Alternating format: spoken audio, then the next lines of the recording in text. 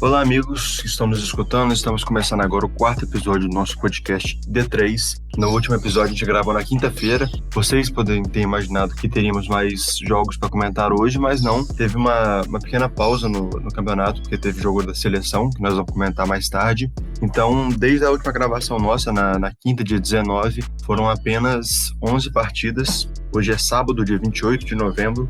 Nós vamos comentar sobre esses jogos e sobre o jogo da seleção, como eu disse. Comigo hoje, como sempre, temos o Guilherme, só que hoje vocês vão reparar que a voz dele tá um pouco diferente, ele vai falar um pouco menos, que ele tá se sentindo um pouco mal, ele vai explicar um pouco melhor pra vocês aí. Se apresenta aí, Guilherme, por favor. É isso, Daniel, ele já falou aqui, não tô muito bem das ideias com a minha voz não, mas a gente tá aqui, a gente não poderia de gravar esse episódio pra vocês, vou falar um pouquinho menos, mas eu tenho certeza que os nossos queridos amigos aqui, o Daniel e o Igão, vão dar conta do recado.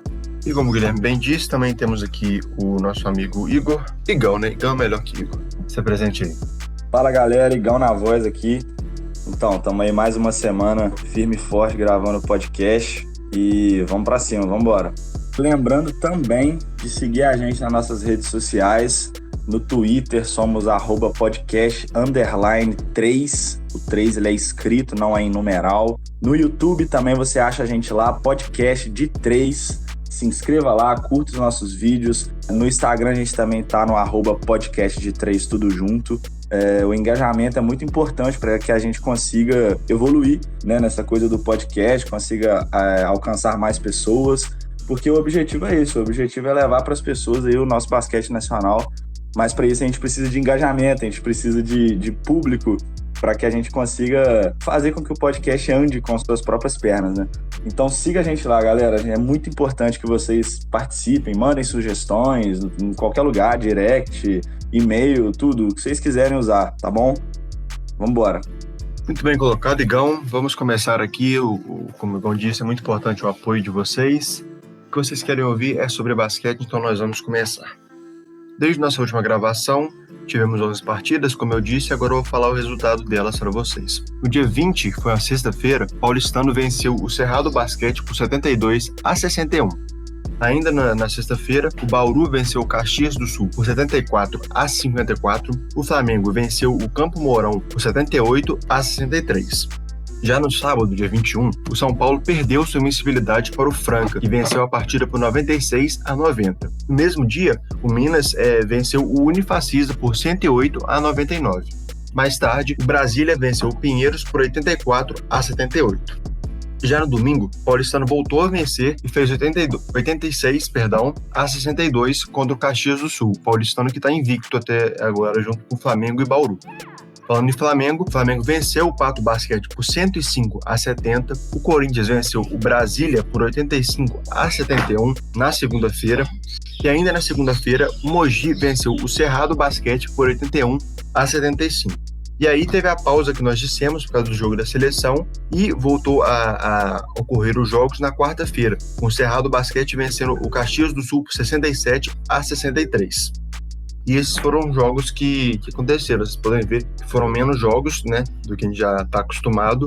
Mas a partir do dia 2 já volta os jogos normais. Dia 28 tem jogo do Corinthians e Mogi. Mas a partir do dia 2 já volta a regularidade que nos é comum no basquete da NBB. E o primeiro jogo que nós vamos comentar hoje é a vitória do Paulistano por 86-62, contra o Caxias do Sul. O Paulistano que, como a gente disse, está invicto, né? O que vocês têm a comentar sobre essa partida aí? Surpreendente, né? O Paulistano invicto até agora, acho que nem os próprios torcedores do time imaginaram que iriam chegar nessa altura do campeonato, por mais que não tenha tido muitos jogos ainda, é verdade, mas uma invencibilidade não era algo que se esperava para o Paulistano, que não é uma das melhores equipes da NBB. Talvez, se a gente fizer um top 8, ele estaria no top 8 hoje, até por estar invicto, mas no início da temporada não estava. Mas vem atuando bem, vem jogando bem, é um time que coletivamente entrega um basquete bem razoável, um basquete bem legal de se assistir e está sendo premiado dentro de quadra. Eu quero dar um destaque pro Ruivo, o nome dele não é esse, mas os torcedores o conhecem por Ruivo, ele está jogando muita bola.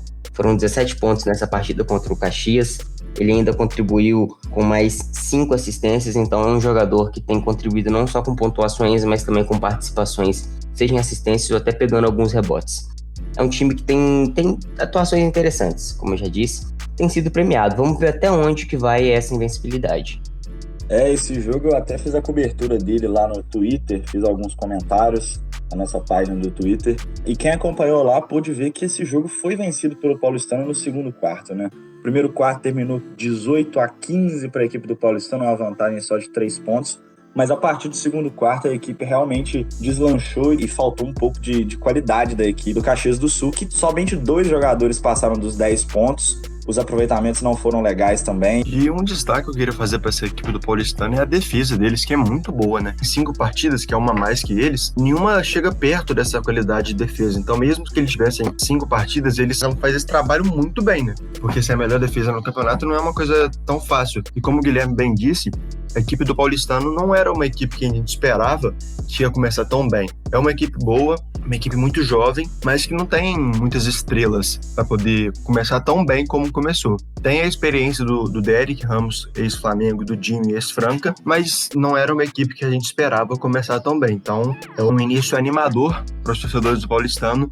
Porém, eu não acho que eles vão chegar a brigar por título. Eu acho que eles classificam sim para Super 8, mas eu acho que não ficam nem entre os 4 primeiros no final do campeonato. Essa seria a minha aposta agora. Pode mudar isso para melhor ou para pior, mas hoje eu apostaria nisso. Eu achei muito interessante nessa partida a atuação do Ruivo. Ele que é um armador jovem, né? Tem apenas 22 anos de idade, mas muito bom, muito ágil.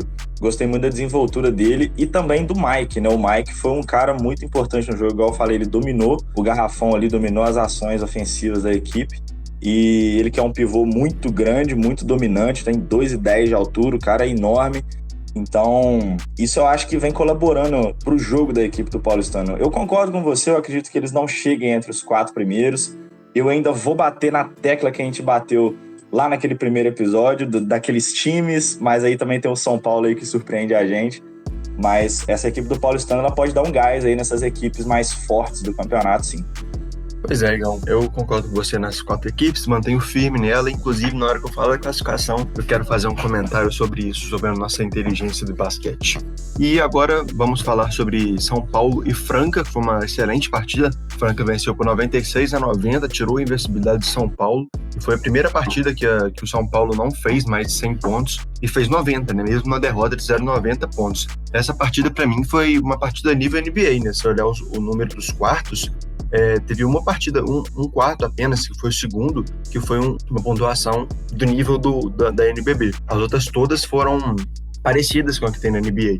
Por exemplo, no primeiro quarto, o Franca venceu por 30-16, o segundo venceu por 22-19, o terceiro, o São Paulo, venceu por 30-14, e no quarto ficou 30-25 para o Franca. Então foi bem equilibrada a partida, com placares altos, uma partida que foi gostosa de assistir. Pois é, galera, essa partida teve um destaque que eu gostaria de fazer, pro Lucas Dias. O Lucas Dias fez uma partida excelente, igual a gente comentou, foi a primeira derrota da equipe do São Paulo. E eu queria até dar um destaque semanal aí para o Lucas Dias, porque nas partidas do Franca, ultimamente ele tem chamado muito essa responsabilidade, ele tem jogado muito bem.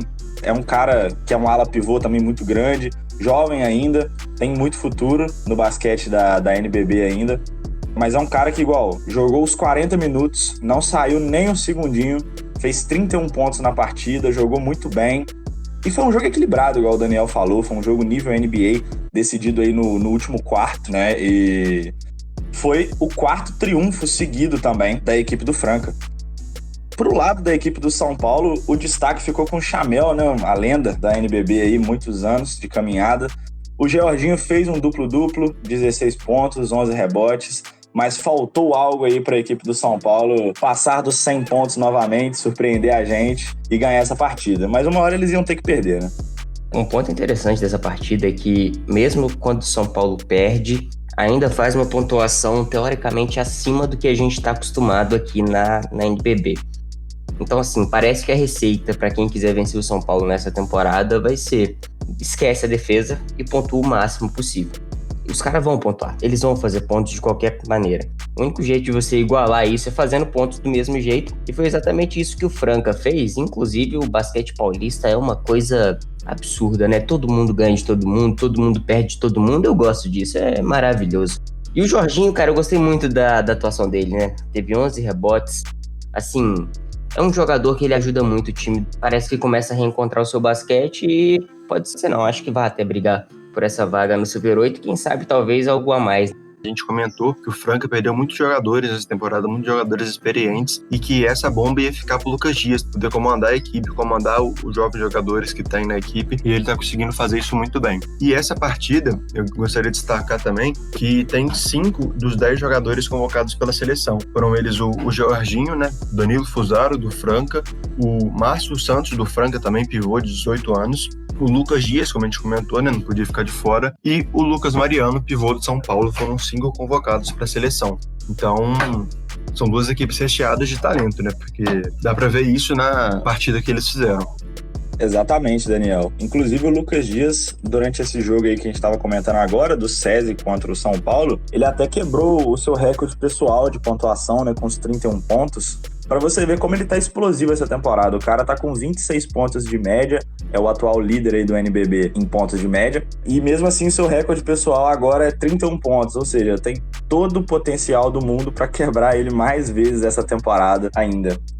Outro destaque que eu queria fazer, aproveitando esse lance de estatísticas e que a gente tá comentando do São Paulo, é a questão do Jorginho, né, cara? O Jorginho tem sido um cara muito completo. Além da pontuação dele estar com a média boa, na casa dos 14, 15 pontos, não é altíssima, mas, né, ok, razoável.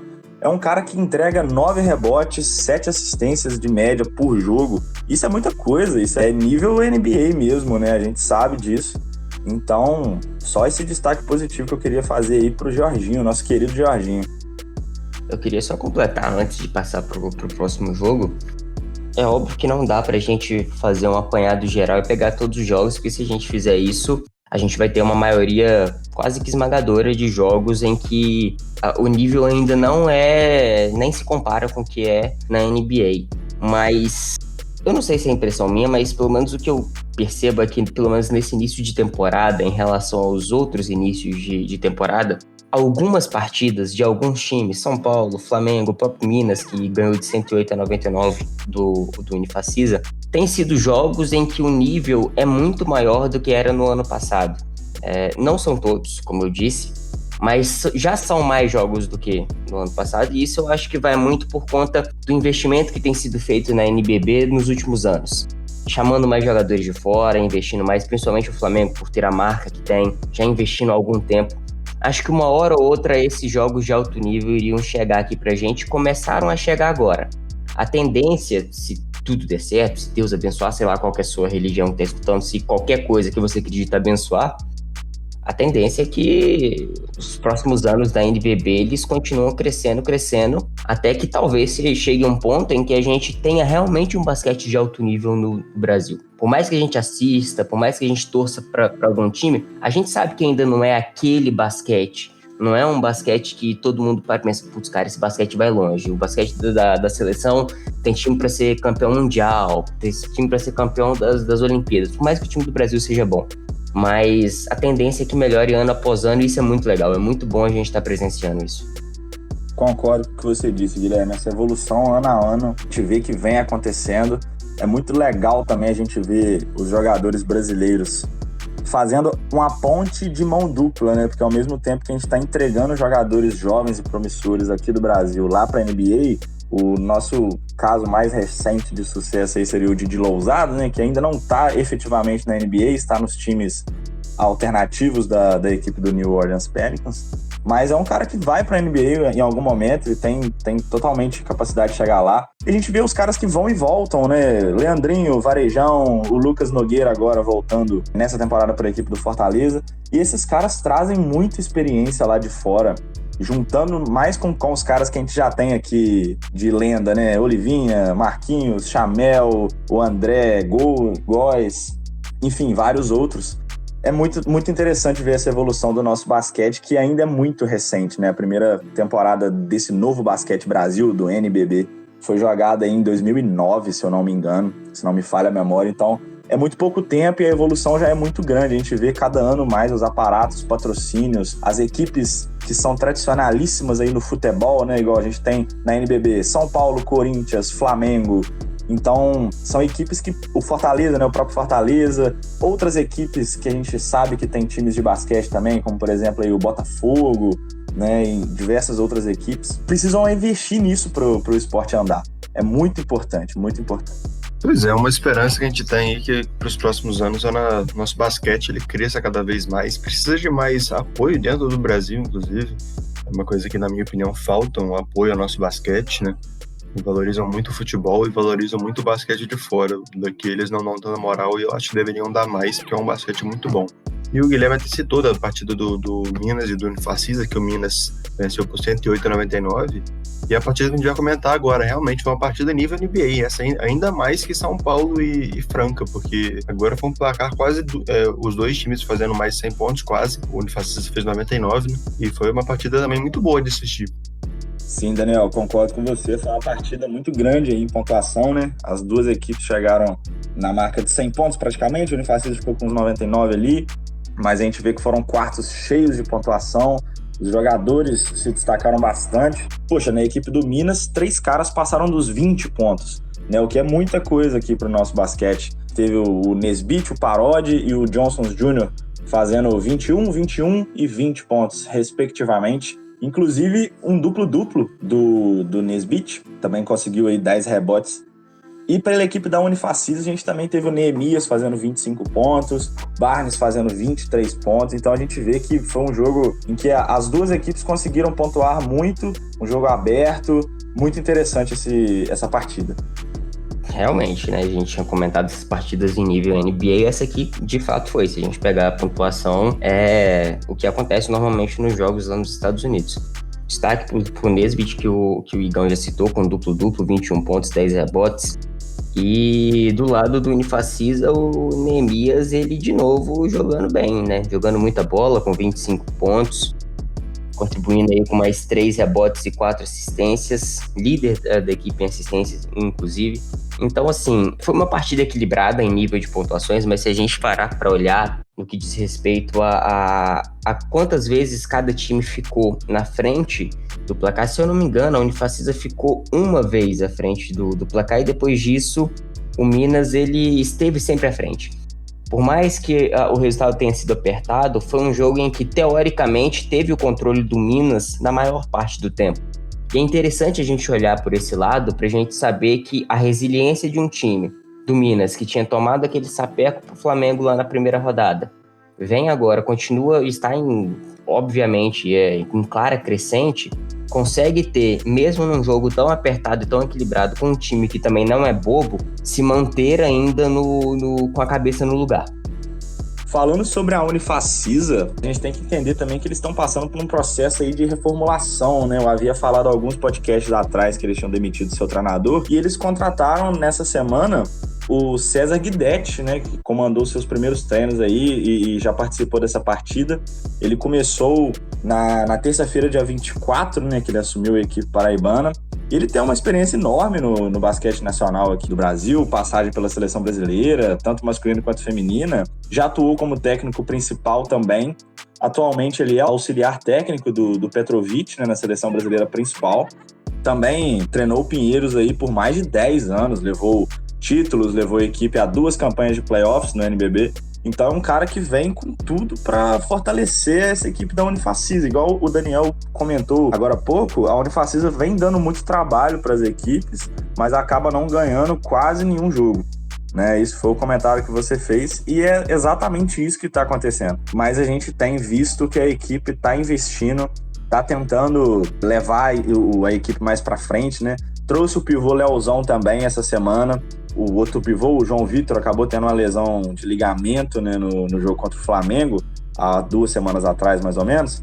Então estava carente dessa posição. Trouxe o Leozão, que é um cara muito rodado, tanto no basquete aqui do Brasil, quanto no basquete espanhol e outros lugares da Europa, que é um bom basquete, né? Seria o segundo melhor basquete sem ser a NBA aí dos Estados Unidos, é o basquete europeu. Então é um cara bastante rodado. Essa equipe da Unifacisa, olha, olho nela nos próximos dias aí, nos próximos meses. Vamos ver, né, se o Unifacisa vai conseguir encontrar o caminho das vitórias aí, né? E agora vamos falar de Flamengo e Pato Basquete. O Flamengo dominou, venceu por 105-70 e continua invicto com 5 vitórias na competição em 5 partidas. E é o líder, né? E aí, galera, o que vocês têm para comentar dessa partida? Bom, a equipe do Flamengo, igual você falou, 5 jogos, 5 vitórias, passou dos 100 pontos, né? Partida tranquila contra a equipe do Pato Basquete, 35 pontos de diferença. A equipe do Pato Basquete no último quarto cansou, né? O último quarto terminou 23-8 para a equipe do Flamengo, em cima de uma vantagem que já era grande, né? Desde o primeiro quarto, o Flamengo já estava letal. Na linha de 3 foi muito bom, acertou 18 bolas de 3, destaque aí para o Chuzito, né? Para o Olivinha, para o Iago, todos tiveram bons números nas bolas de 3. E ainda sem o Marquinhos, né? Uma equipe que não conta com o Marquinhos, igual eu já mencionei também, ele está com coronavírus, então vai demorar um tempo para ele voltar. Mas o Olivinha, poxa, um cara sensacional, carismático, bom jogador, tá levando essa equipe do Flamengo. Nesse jogo aí foram 23 pontos, 7 rebotes, 3 assistências também, não é muita dele, mas é um cara que jogou muito. Além do Balbi também, que distribuiu 9 assistências nesse jogo, mas não pontuou tão bem. Enfim, a equipe do Flamengo é muito equilibrada, né, cara? É impressionante como essa equipe consegue chegar nos jogos e ganhar eles. Igual a gente sempre tá falando aí, desde o início desse projeto, a equipe do Flamengo tem uma estrutura gigantesca pro basquete, o que é raro, né? Então, é muito importante que outras equipes sigam esses exemplos que a gente tá vendo aí agora, mais se repetir cada vez mais, e isso é muito bom. Para desenvolver esse basquete a gente precisa, porque a gente sabe que o dinheiro que gira no futebol ele é muito grande e ele é muito mal usado às vezes também. Então, um pouco desses recursos sendo investidos no basquete aí, eu acho que faria toda a diferença. Cara, o Flamengo ele é um time fora da curva, né? Para os moldes do basquete brasileiro, ele tá muito acima. Tá em outro patamar, como diria o Bruno Henrique, jogador do Flamengo. Assim, e uma prova disso é que, cara, 7 jogadores do Flamengo pontuaram de 3 pontos. 7. Então, assim, você mostra essa regularidade, essa organização que o Igão falou, em que todo mundo pontua, todo mundo ajuda na defesa, todo mundo chuta de 3 pontos. Só 2 jogadores do Flamengo que entraram em quadra não tentaram pelo menos um chute de 3 pontos. Então, assim, mostra que é um time completo.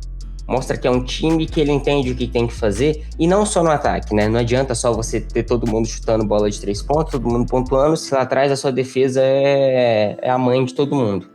Mas não é isso que acontece. A defesa do Flamengo também é uma defesa sólida. Tanto no garrafão quanto no perímetro, é uma defesa que incomoda o adversário, seja marcando por zona, individual, que seja. É uma defesa que sabe se adaptar muito bem ao jogo adversário, e é um ataque que é o melhor da liga. Por mais que a gente tenha falado do São Paulo aqui com mais de 100 pontos por uma sequência de jogos, o Flamengo ainda é o melhor time. O Flamengo é o melhor ataque, o Flamengo é a melhor defesa. Então, assim, vai chegar um momento em que esse time vai perder? Vai. Mas isso, cara, pode demorar muito tempo a acontecer ainda. Então, assim, é o favorito para ser campeão, é o favorito para tudo.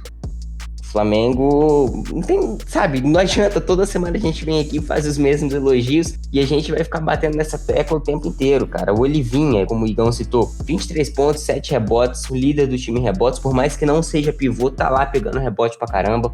É um time que se ajuda, é um time que nas suas próprias deficiências consegue tirar pontos positivos. Isso é uma coisa que a gente não vê em quase nenhum outro time dessa NBB. Eu queria fazer um destaque também pro Chuzito, né? Ele tá fazendo partidas boas todas as rodadas, todos os jogos, na verdade. Ele joga bem, ele tá lá entre os 3 pontuadores ou entre os 3 assistentes. E isso é um destaque, foi uma contratação muito boa. O Flamengo acertou muito em trazer ela. E Daniel, para não ficar repetitivo o seu comentário, eu queria falar também do Iago, cara. O Iago, que foi o único jogador do Flamengo convocado aí para essa partida da Seleção Brasileira. A Seleção Brasileira que também vai jogar novamente no dia de hoje, que a gente tá gravando, né, no sábado, dia 28, contra o Paraguai. Mas o Iago teve uma atuação muito boa também, ele tá sendo muito consistente e ele tem jogado muitos minutos, né? Fez 15 pontos, jogou aí também com 4 assistências, um aproveitamento bom. E a gente vai falar um pouco mais da partida da Seleção Brasileira também. Mas o destaque que eu queria fazer é essa reformulação que a Seleção Brasileira tá querendo buscar também, né, cara? Mas eu acho que isso é assunto já para o jogo da seleção. E outra coisa que eu queria comentar, eu tava falando tanto dessa coisa do incentivo ao basquete nacional, que a gente precisa tentar valorizar, tentar incentivar as próprias equipes. eu esqueci de citar, enquanto eu estava comentando isso, que a TV Cultura, né, uma das TVs mais tradicionais da nossa emissora pública aqui no país, né, se eu não me engano, essa TV foi uma das primeiras, deve ter mais de 50 anos de idade já. Ela assinou para transmitir 30 partidas do Basquete Brasil na temporada 2020-2021. Né, as partidas irão, na maioria das vezes, ao ar no sábado, às 16 horas. Informação que eu peguei aqui. Então, galera, sábado, 16 horas, se você ligar na TV Cultura, vai ter um joguinho da NBB rolando lá. Então, né, ponto positivo para o basquete nacional, galera, com certeza. Vamos falar agora, então, da nossa penúltima partida que vamos comentar hoje, é a vitória do Bauru por 74-54 contra o Caxias do Sul. E eu gostaria de puxar o destaque para o Gabriel Jaú, o pivô de 22 anos do Bauru, fez 23 pontos, pegou 18 rebotes, e também fazer um destaque para o Alexei Borges, né, que deu 8 assistências na partida. E os dois são os convocados do Bauru para a seleção brasileira, né? Eu ia citar justamente isso, que os dois também estavam naquela partida da seleção brasileira. E que atuação gigante do Gabriel Jaú, né, cara? 18 rebotes é muita coisa. Em qualquer lugar do mundo no basquete, 18 rebotes em um jogo é muita coisa. Então, realmente, de se impressionar ele ter feito isso. Um jogo que foi tranquilo para a equipe do Bauru, né? Nem precisaram forçar tanto. A equipe do Caxias não foi bem. Igual eu já tinha falado naquele outro jogo que o Caxias acabou participando também. A equipe do Caxias não pontua muito, os jogadores não conseguem pontuar muito. O principal destaque dessa partida foi o Chilton, com 11 pontos, 8 rebotes, né? Uma quantidade de rebotes boa também. Mas foi o cara que mais pontuou da equipe e fez 11.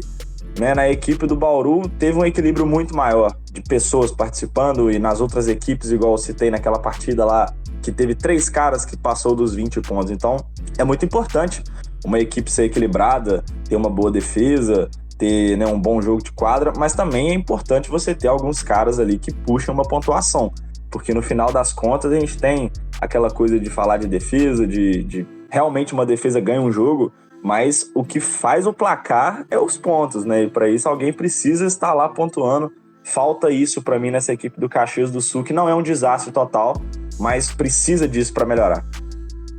Eu acho que esse time do Caxias do Sul, ele é quase um desastre total. É próximo disso. Se a gente pegar, por exemplo, as porcentagens em bolas de 3 nessa partida contra o Bauru, cara, eles tiveram 18% de acerto. Foram 4 acertos em 22. Isso é muito pouco para qualquer lugar do planeta. Independente de não ser na NBA, ser na NBB, independente de ser numa liga em que o nível seja menor, cara, acertar 18% de bolas de 3, chutando 22 vezes, velho, é muito pouco. É muito pouco. Você acertou 4 bolas de 3 nesse jogo. O aproveitamento de lance livre, por exemplo, foi de 12 em 22, 55%. Também não é uma coisa boa. O ataque do Caxias do Sul é uma coisa próximo do bizarro. Uma coisa muito ruim mesmo. A defesa tem os seus lapsos de partidas boas, de momentos bons durante o jogo, mas mesmo assim não é o bastante, não adianta nada. Como o Igão disse, você não só ter uma defesa boa funciona, você precisa ter alguém para pontuar lá na frente. E o Bauru se aproveitou das deficiências do seu adversário nesse jogo, não forçou muito. Uma partida espetacular do Gabriel Jaú, 23 pontos, 18 rebotes, duplo-duplo. O Alexei Borges de novo contribuindo com 8 assistências. Então assim, e 9 pontos, né? Então, o time do Bauru, assim, é aquilo que a gente já tá falando há muito tempo, na verdade, né? É um time que vai ter esse núcleo mais jovem, um time que vai precisar de que os seus jogadores experientes apareçam, mas ao passo que eles aparecem, esses próprios jogadores mais novos também vão fazendo a diferença. É um time interessante, é um time legal de se assistir, é um time legal de se torcer, de ver, de acompanhar as partidas. Se tem potencial para ir mais longe do que a gente já tinha programado, eu não sei, mas que tá legal, tá legal. Enquanto o Caxias, as expectativas são baixíssimas. E só para complementar seu comentário, Guilherme, a próxima partida da equipe do Caxias é contra o Fortaleza. Fortaleza que pode contar aí com a volta do Holloway do Covid-19. Então, boa sorte para eles, né? Vão precisar de um milagre. Mas você está falando sobre o desastre total. Cara, o meu prêmio de desastre total dessa temporada, por enquanto, eu vou deixar na mão do Pinheiros, viu? Desastre total. É um bom voto, faz sentido. É verdade, algumas equipes estão atuando abaixo do esperado, né? O Pinheiros, o Brasília, o próprio Caxias do Sul. Algumas equipes tradicionais, que já foram campeões da NBB, inclusive, como o Brasília, que tem 3 títulos, estão indo muito mal nessa temporada. Mas o basquete é isso, né? O esporte é isso, altos e baixos. Você não pode ir para baixo que nem o Cruzeiro foi, que nem o Botafogo vai esse ano. Estou cravando aqui no nosso podcast de basquete que o Botafogo vai acabar. Qual é, irmão? Aí você tá me tirando no meio. Vai lembrar do Cruzeiro depois do que aconteceu ontem? Pô, aí não, meu parceiro. Aí você me deixa triste, eu entro em depressão. Mas aí, meu amigo, aí a culpa já não é minha, é culpa dos idiotas que contratam jogador ruim, treinador ruim, né? Que aí são outros ruins. Ei, respeita o vovô. Não, tô falando do Ney Franco. Não, esse aí, se eu pudesse, eu tacava pedra. No início desse episódio eu falei que a gente estava precisando de engajar o nosso podcast. Acabamos de perder todos os nossos fãs torcedores do Botafogo e do Cruzeiro. Bom, o Cruzeiro me preocupa, mas o Botafogo eu não acho que tem muito fã, não. Brincadeira, torcedor do Botafogo que estiver aí, se você estiver. Vamos falar agora da seleção brasileira. O Brasil venceu o Panamá por 77-71 e praticamente garantiu a sua presença na America Cup, né? O Brasil, que, como o Igão disse, enfrenta o Paraguai ainda e enfrenta o Uruguai. O Brasil já venceu 2 vezes esse ano e o Uruguai venceu o Paraguai por 20 pontos de diferença. Então, teoricamente, a classificação já está praticamente garantida. E o destaque para mim nessa partida foi o garoto do Minas, de 18 anos, Gui Santos. Ele fez um duplo de 12 pontos e 11 rebotes. E outro atleta que foi muito bem é o Caio Pacheco, que joga na Argentina. Ele fez 17 pontos e deu 4 assistências. Então, ele é o único jogador que não atua no basquete brasileiro, dos que foram convocados dessa vez. Como eu disse, ele atua na Argentina. E o Brasil conseguiu, junto com ele e os jogadores brasileiros, atuar bem, dominou o Panamá. E como eu disse, colocou uma mão na vaga na America Cup, né? Exatamente, Daniel. Eu ia justamente comentar essa questão do Caio Pacheco. Ele foi o único jogador que não joga aqui no Brasil a ser convocado, né? E só a título de curiosidade, galera, eu sei que isso é uma informação que a galera gosta de saber, só passar a lista completa de quem foi convocado para essa partida do Brasil. Ó, vamos lá. De armador a gente tem o Alexei Borges, do Bauru, o Caio Pacheco, que joga no Bahia Basquete da Argentina, o Jorginho, do São Paulo, óbvio, não podia faltar ele, e o Iago, armador do Flamengo, que eu tinha comentado agora há pouco. Nas alas foi o Cauê Borges, do Paulistano. Destaque aí para a equipe do Paulistano, vem surpreendendo, a gente comentou no início do podcast aqui, teve jogador na seleção. Danilo Fusaro, do SESI Franca, foi também, e o Gui Santos, do Minas Tênis Clube. Os pivôs foram o Gabriel Jaú, do Bauru, que a gente comentou, e o Márcio Santos, da equipe do SESI. Faltou o Lucas Dias, hein? O Lucas Dias foi convocado também. Foi o Lucas Dias, o Lucas Mariano e o Rafael Mineiro. Ah, é? Do Franca, São Paulo e Flamengo, respectivamente. Então essa lista que eu tô nela aqui tá incompleta. O único jogador que não atuou nessa partida foi o Danilo Fusaro, por opção do técnico mesmo. Então, galera, informação errada passada pelo próprio site do NBB aqui, não é eu, hein? Quebrou suas pernas. Quebrou minhas pernas demais. Mas então, isso prova que a gente tá com o entendimento de basquete em dia, né? Eu falei que o Lucas Dias fez falta e ele, na verdade, já estava lá. Ou seja, mesmo no erro, a gente acaba acertando, né? Inclusive, o Lucas Dias jogou 32 minutos e fez 12 pontos, né? Ah, excelente. Vem jogando muito. Foi o cara da semana pra mim. Troféu da semana pra mim pode dar pro Lucas Dias. Então, o troféu da semana do Igão vai pro Lucas Dias, né? Então, foi isso dos jogos dessa semana. Tivemos a seleção. Na semana que vem nós comentaremos de novo o jogo da seleção, que acontece hoje contra o Paraguai. E os jogos que vão acontecer pelo NBB, né? Também não serão tantos jogos como normalmente estamos acostumados, mas acredito, se eu não me engano, serão mais jogos do que essa semana. Vou dar uma passada rápida aqui na classificação. O Flamengo é o líder com 5 vitórias em 5 jogos. O Bauru e o Paulistano estão, na verdade, o Paulistano e o Bauru ocupam a segunda e a terceira colocação com 4 vitórias em 4 partidas. O Minas e o Franca estão em 4º e 5º, respectivamente, com 4 vitórias e 1 derrota. O São Paulo está em 6º, com 3 vitórias e 1 derrota. O Corinthians é a última equipe das equipes que estão positivas no campeonato, com 3 vitórias e 2 derrotas. O Fortaleza tem 2 vitórias e 3 derrotas, está na 8ª posição. Assim como o Pato Basquete também tem 2 vitórias e 3 derrotas, mas ocupa a 9ª posição por questão do saldo de pontos. O Caxias ocupa a 10ª posição com 1 vitória e 3 derrotas, e o Mogi vem seguindo logo atrás com 1 vitória e 3 derrotas também, mas também está atrás no saldo de pontos. Com 1 vitória e 4 derrotas, temos Campo Mourão, Cerrado, Unifacisa e Brasília. São 4 equipes aí com 20% de aproveitamento. E o Pinheiros, como o Guilherme, se não me engano, disse, que é a decepção da temporada, né? Com 4 partidas e 4 derrotas, uma equipe tão tradicional no basquete brasileiro vem vivendo uma fase bem ruim, né, no campeonato. Só para te cortar um pouquinho, uma informação interessante, a equipe do Cerrado é estreante na NBB, e essa 1 vitória que eles tiveram no jogo do dia 25 contra o Caxias, inclusive, foi a primeira vitória de sua história na liga profissional, então, mesmo eles tendo muito a melhorar, é um marco. E uma moral aí pro Cerrado Basquete, que foi a única equipe que, por enquanto, que nos seguiu no Twitter, está interagindo com a gente. Vamos torcer para o Cerrado Basquete continuar vencendo bastante no basquete profissional, que eles tenham muito sucesso aí nessa caminhada deles. E vou chegando ao fim do nosso 4º episódio. Um prazer estar novamente aqui com vocês, ouvintes, com meus amigos Igor e Guilherme, Igão e Gui, Guilherme famosinho. E, por favor, amigos, se despeçam aí, deixem suas considerações, mandem beijos e abraços para quem vocês quiserem. Eu não sou famosinho, não. Mas tudo bem, se você tá dizendo, quem sou eu para discordar, não é mesmo? Um abraço para todo mundo que escutou o podcast. Obrigado, Igão e Daniel, pela companhia aqui. Aos ouvintes, obrigado pela companhia, por ter aguentado a gente falando por tanto tempo, por estarem com a gente há tanto tempo. Continuem nos ajudando, divulguem para seus amigos, para seus familiares. E é isso. Um forte abraço e até semana que vem.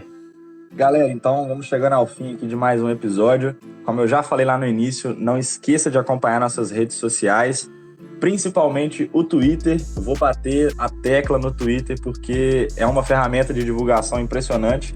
Então, se a gente conseguir ser famoso no Twitter, a gente vai ser famoso em qualquer lugar, isso é um fato. Um abraço para a equipe do Cerrado Basquete, a primeira e única equipe que está seguindo a gente, curte nossos posts. A gente está na torcida aqui, viu? Se quiser eleger uma equipe que vai ser o nosso xodó, é a equipe do Cerrado Basquete, é oficial agora. Mas, galera, um forte abraço aí para todo mundo, uma boa semana para todos. Fiquem ligados nos jogos da NBB. A partir de quarta-feira, esse episódio que está indo ao ar na segunda-feira, a partir de quarta-feira, dia 2, já volta aquela programação normal, já tem 3 jogos, então fiquem ligados. Obrigado por você que está até aqui. Ajuda a gente a divulgar o nosso projeto, levar ele para mais pessoas. E é isso, galera. Um forte abraço. Tamo junto. Até o próximo episódio. Então, este é um fim, um bom dia, uma boa noite, uma boa tarde para quem estiver ouvindo, dependendo do horário que você estiver ouvindo. E até semana que vem. Muito obrigado pela audiência. Até mais.